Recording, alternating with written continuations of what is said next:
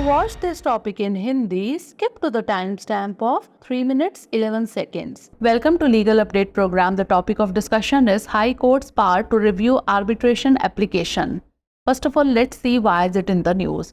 Recently, in the Shailesh Ranka and others versus Windsor Machines Limited and another case, the Bombay High Court held that the High Court, being a court of record, can review orders passed under Section 11 of the Arbitration Act.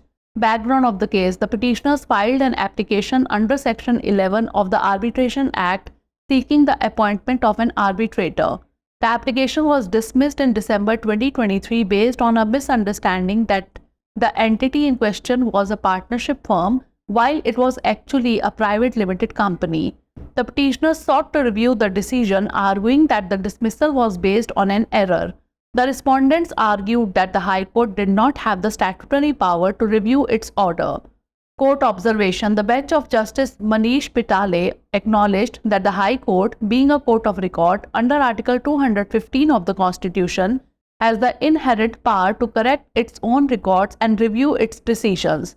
The court noted that the change in law post the amendment of Section 11(6) of the Arbitration Act gave the High Court the power to handle Section 11 applications, unlike the earlier regime where the Chief Justice or a designated person exercised the power.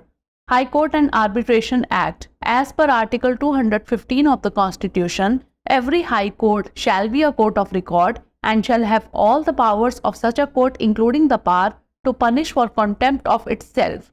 As per Section 11(6)(a) of the Arbitration and Conciliation Act 1996, if a party fails to act in accordance with the agreed arbitration procedure, or if the parties or appointed arbitrators fail to reach an agreement, or if an institution fails to perform its designated function under the procedure, the aggrieved party can request the Supreme Court, High Court, or a designated institution to take necessary action. Case law: R.P. Kapoor versus State of Punjab 1960.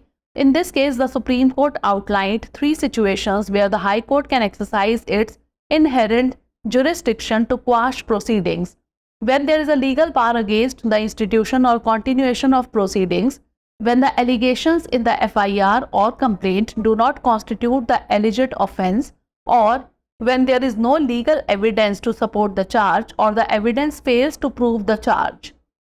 Now is the time for practice question. Under Section 11(6)(a) of the Arbitration Act, when the Supreme Court or High Court considers applications under Section 11, what should they examine? The validity of the award, the existence of the arbitration agreement, the qualification of the arbitrator, or the location of the arbitration proceedings. Send the answer of this question in the comment section. Thanks for watching. Legal update program में आपका स्वागत है। आज का हमारा चर्चा का विषय है मध्यस्थता आवेदन की समीक्षा करने की उच्च न्यायालय की शक्ति। सबसे पहले जान लेते हैं कि यह चर्चा में क्यों है। हाल ही में शैलेश रांका एवं अन्य बनाम विंडसर मशीन्स लिमिटेड एवं अन्य मामले में बॉम्बे उच्च न्यायालय ने माना कि उच्च न्यायालय एक रिकॉर्ड न्यायालय होने के नाते मध्यस्थता अधिनियम की धारा 11 के तहत पारित आदेशों की समीक्षा कर सकता है। मामले की पृष्ठभूमि जान लेते हैं।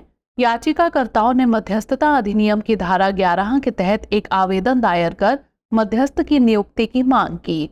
आवेदन को दिसंबर 2023 में इस गलतफहमी के आधार पर खारिज कर दिया गया था कि संबंधित इकाई एक साझेदारी फर्म थी, जबकि यह वास्तव में एक निजी लिमिटेड कंपनी थी। याचिकाकर्ताओं ने निर्णय की समीक्षा की मांग करते हुए तर्क दिया कि बर्खास्तगी त्रुटि पर आधारित थी। प्रतिवादियों ने तर्क दिया कि उच्च न्यायालय के पास अपने आदेश की समीक्षा करने का वैधानिक अधिकार नहीं है। न्यायालय की टिप्पणी: न्यायमूर्ति मनीष पिताले की पीठ ने माना कि संविधान के अनुच्छेद 215 के तहत रिकॉर्ड कोर्ट होने के नाते उच्च न्यायालय को अपने रिकॉर्ड को सही करने और अपने निर्णयों की समीक्षा करने की अंतर्निहित शक्ति प्राप्त है।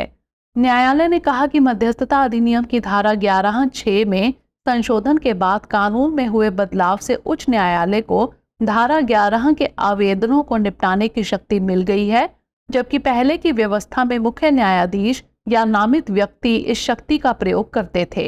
उच्च न्यायालय और मध्यस्थता अधिनियम: संविधान के अनुच्छेद 215 के अनुसार प्रत्येक उच्च न्यायालय एक अभिलेख न्यायालय होगा और उसे स्वयं की अवमानना के लिए दंडित करने की शक्ति सहित ऐसे न्यायालय की सभी शक्तियां प्राप्त होंगी।